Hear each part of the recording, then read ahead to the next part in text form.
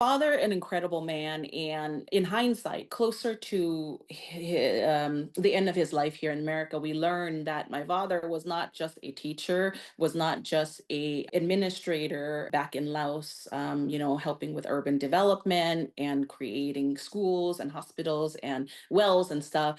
My father actually was an undercover, worked with the government, CIA, and worked on that side of it. I call him the Laos James Bond, right? Because he early on in his lifetime, he came from, so my father and mother came from really well-to-do, really aristocratic, I would say, kind of background. My mom came from the founding family of Hoi Sai, Laos. They are the family that founded that county, and my great great grandfather was the first Chao Mueang mayor of that area.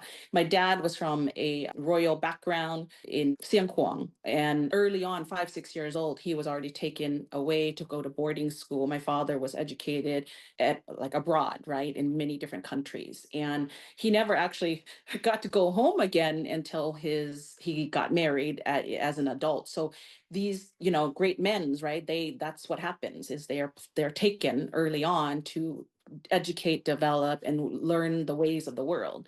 And so when he came back out, he went through military school as well. And because of his early selection, undercover work, obviously his purpose and mission was never shared with anyone, right?